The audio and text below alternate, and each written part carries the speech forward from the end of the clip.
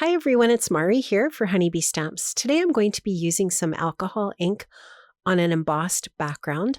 I'm going to be using the gorgeous Sandy's Garden 3D embossing folder, and I have already run this piece of Yupo paper through the embossing folder with my die cutting machine, and you can just see the really subtle but embossed image that we have on that Yupo paper. It's really cool. And now I can go ahead and use some alcohol ink over top of this embossed image on my Yupo paper. So I'm going to start off here by treating the paper with a little bit of isopropyl alcohol. And I'm going to show you a little bit of a difference between what the isopropyl and the blending solution looks like on this background here. So I'm starting off with the isopropyl and some dandelion alcohol ink from Ranger.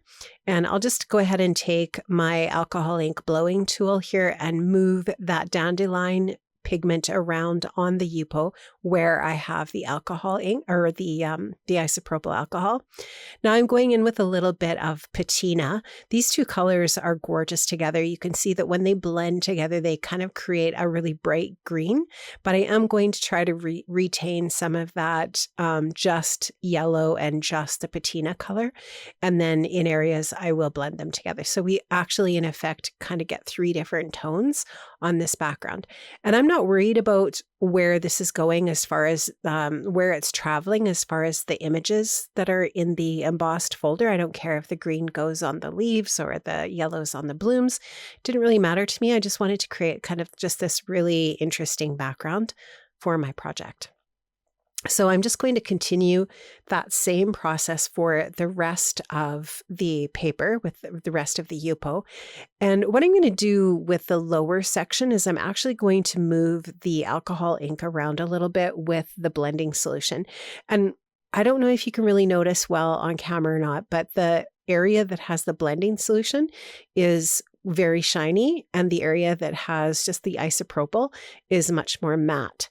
So it kind of depends on what kind of look you want. I definitely have a little bit of both going on with this card front that I'm creating here. So I'm going to just continue to move this ink around. This is such a fun and relaxing process. If you haven't tried this before, alcohol ink is a very forgiving and easy pigment to use. It's probably one of the easiest pigments out there, I think.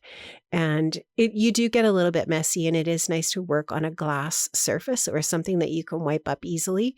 And this does clean up really, really easily with just a little bit of hand sanitizer and a piece of paper towel or a baby wipe or something like that. So here you can just see I go again in onto the Yupo with the blending solution, and then I add little bits of that ink, and then I just blow it around, and we can see that it mixes and or stays just solid. And you can go in and add a little bit more pigment, layering them a little bit as well. After you've kind of saturated an area, you can always go back in and add more, move it around, change it a little bit, and so on and so forth. And it's just really fun. And one of the things that I love the most about the alcohol inks is there are a ton of different colors. So you have lots of choices there. So just finishing up these different little areas, maybe changing the colors of some of the blooms to a little bit more yellow than patina, making sure that I have kind of a decent movement of the different colors in different areas. I'll add a little bit of that blending solution over top of that tulip, and then I'll just add some solid yellow there over top of that bloom, and then I'll just move that around a little bit, and I believe that's going to finish off that part of the process. Now I'm taking a spritzer that I have isopropyl in, and I'm spritzing the whole thing with that, and what it does is it just kind of creates this really mottled look. It just kind of really distresses the look of the alcohol ink a little bit more. And I think that's really fun and cool. And now I'm just taking my heat tool and I'll dry that until it's basically all dry.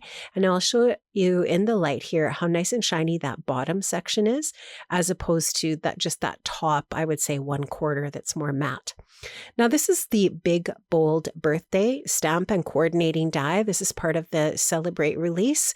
Such a cool set. I love it so much. And I am going to stamp that out with some intense black ink from Honeybee onto some white cardstock for my sentiment today. So I'm just going to go ahead and ink up that stamp that out, and I will use that coordinating die to die cut that. And I love how the coordinating die cuts out all the way around the perimeter, but it also cuts out kind of like little bits in between just to create a really cool piece for your sentiment. And now I'm also going to be using the Lovely Layouts Party die set. This is a must-have die set. I love this so much. It is so cool. And I'm going to use this little scalloped circle piece here, the die, to create a couple of little pieces to go behind my sentiment here. So I'm going to go ahead, I've die cut those out of kind of an aqua color and white. I'm going to layer those two pieces together, just offsetting them so that we can see both the white and the blue cardstock. And I'm just going to layer them together with a little bit of foam adhesive. I have cut down the alcohol ink piece to 4 and 5 1/4, and I've added that to my card base, my white card base, with a little bit of foam adhesive just to give it a little bit of dimension. And then there you can see those little scallop circle pieces together. That's exactly where I'm going to add my sentiment. And I have added a little bit of foam adhesive on the back of my sentiment to pop it up a little bit. Now, lastly, all I have to do is add a little bit of adhesive on the back of this to add it onto my card front, and that will finish off my card. So I'm just going to take my time to make sure that sentiment is nice and adhered, and then I will take a little bit of time to make sure that it does go onto my card front nice and straight. Friends, I have linked up in the description box to all of the different products that I've used. So if you do want to shop for any of these different items today, you can check those out in the Honeybee shop using those links. And I hope you have a fabulous day. I hope you have a chance to get crafty. I have been a little bit under the weather. That's why I didn't post a video last week, but I hope you enjoyed this one, and I hope to see you again next Friday. Have an awesome day, everyone. Bye-bye.